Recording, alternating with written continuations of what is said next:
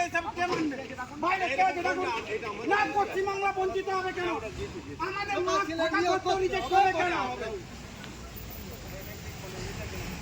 জলদি রাখুন, বাইরে থেকে ইন্টারভিউ নিয়ে পরে ছেলেদের চাকরি দিয়ে দিবে। লোকাল ছেলেদের যোগ্যতা থাকলে সত্যি চাকরি কেন দেওয়া হবে না? আপনি যোগ্যতার ভিতরে ওনারা রাখুন, জলদি রাখুন ওনাদেরকে।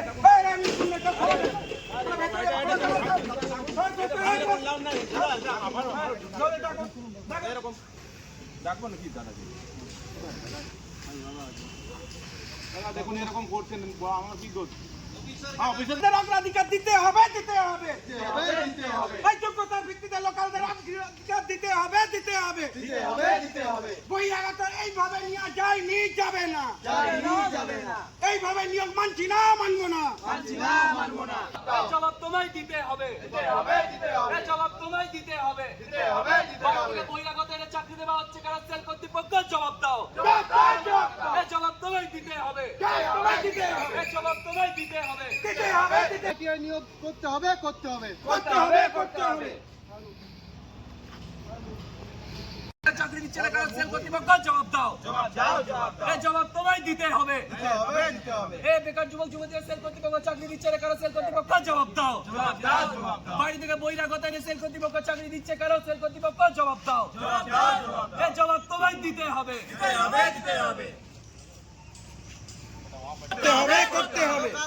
ছেলে নিয়োগ করতে হবে। যোগ্যতা থাকা সত্ত্বেও বেকার যুবক যুবতীদের চাকরি কেন দিচ্ছে না? সেল কর্তৃপক্ষ জবাব দাও। শিক্ষাগত যোগ্যতা থাকা সত্ত্বেও সেল কর্তৃপক্ষ বেকার যুবক যুবতীদের চাকরি দিচ্ছে না কারণ সেল কর্তৃপক্ষ জবাব দাও।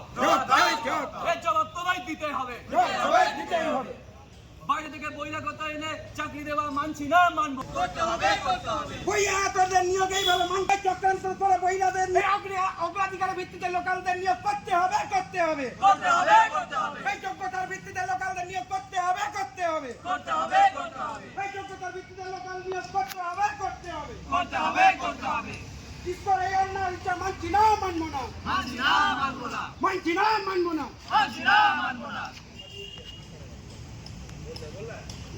বাইরে থেকে বহিরাগত এনে চাকরি দেওয়া হচ্ছে কোন স্বার্থে? সেল কর্তৃপক্ষ জবাব দাও। বাইরে থেকে বহিরাগত এনে সেল কর্তৃপক্ষ চাকরি দিচ্ছে কোন স্বার্থে? সেল কর্তৃপক্ষ জবাব দাও। এই জবাব তোমায় দিতে হবে।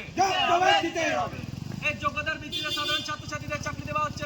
अंदर में गए थे तो सर लोग बोला कि आप लोगों को जो दाबी है कि আমরা যারা লোকাল আছি তাদের যে পার্সেল যারা অ্যাপ্লিকেশন করেছে তাদের নামগুলো যাদের বাতিল করে দিয়েছে তাদের নামগুলো একটা লিস্টের মধ্যে দিয়ে দিতে, বা আমাদের যে দাবিটা ছিল আমরা সেটা বলেছি যে আমাদের দাবি যারা লোকাল যারা ছেলেরা মেয়েরা আছে যাদের পার্সেন্টেজ 70-র উপরে 80-র উপরে আছে তাদের পার্সেন্টেজগুলোকে বাদ দিয়ে যারা বাইরের থেকে আসছে আমাদের থেকে পার্সেন্টেজ কম কিন্তু তাদের নামগুলো তারা চান্স পেয়ে যাচ্ছে, কিন্তু আমাদের ফর্মগুলোকে বারবার রিজেক্ট করে দিচ্ছে। একথা বলেন ওনারা বলেন আপনারা একটা ডেপুটেশন দিন, অ্যাপ্লিকেশন করে আমাদেরকে জমা দিন, আমরা এই বিষয়টা দেখছি।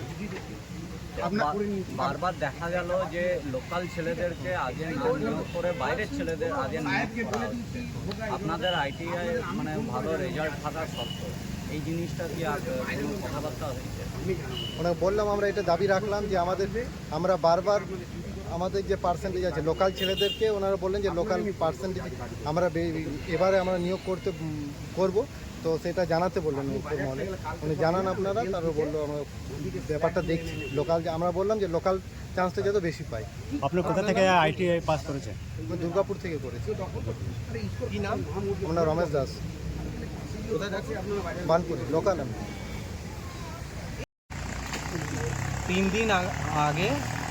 দিন আগে আমার কাছে এখানকার স্থানীয় যারা আইটিআই করা তারা গেছিল, তারা গিয়ে যেটা তাদের মাধ্যমে জানতে পারলাম যে এখানে ইসকোর এই অ্যাপ্রেন্টিসে যে আইটিআইয়ের কাট অফ মার্কটা রাখা হয়েছে চান্স পাওয়ার জন্য, তার থেকে অনেক বেশি কাট অফ মার্ক এই বাংলার এই স্থানীয় ছেলেমেয়েদের আছে। আমাদের বানপুর, আসানসোল, কুলটি বলুন, চিত্তরঞ্জন বলুন, জামুরিয়া বলুন, পুরো এলাকাটাই আমি বলছি, শিল্পাঞ্চলে, দুর্গাপুরে, পুরো আসানসোলে। এবার যেটা আমরা দেখতে পাচ্ছি এদিকে বারাবণী প্রচুর, ওখান থেকেও ছেলেরা এসেছিল। এই জেলার ছেলেমেয়েদের, স্থানীয় ছেলেমেয়েদের থেকে যাদের কম মার্কস তাদিকে ইসকো অ্যাপ্রেন্টিসে ডেকেছে এবং এখানকার প্রচুর এখন অবধি 150-200 ছেলেমেয়ের তথ্য আমাদের কাছে এসেছে, তাদের বাদ দিয়ে তাদের থেকে লো মার্কসে কল করা হয়েছে এবং এদের বক্তব্য যে আমরা বারবার ভরি আমাদেরগুলো বাদ যায়। আমরা যেটুকুনি বুঝেছি সেলের একদম ওপরে, কারণ এই অ্যাপ্লিকেশানগুলো দিল্লির অ্যাড্রেসে গেছে যেটুকুনি এদের থেকে শুনেছি ওখানে, এবং ইসকোর কিছু টপ লেভেলের আধিকারিক আছে যারা বাংলার বিরোধী।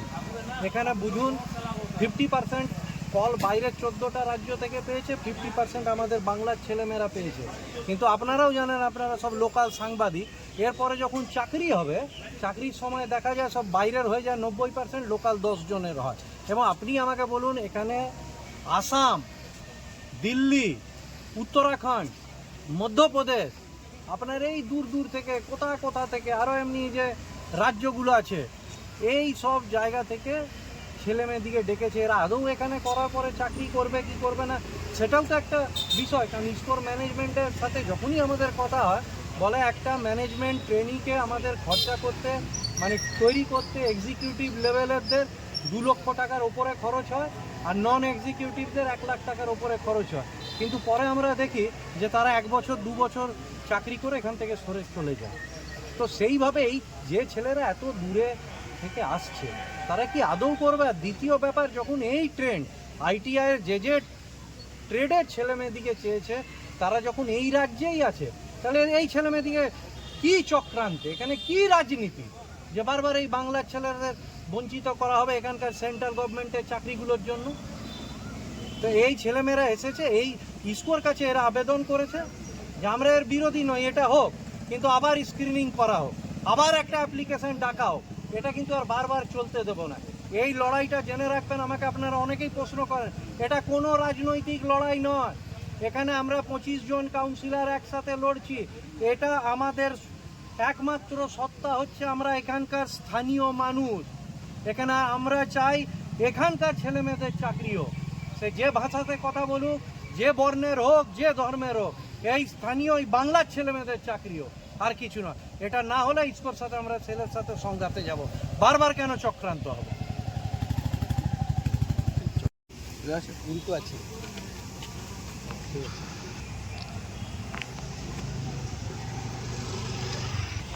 आप लोगों में से कोई एप्लीकेशन लिखा है?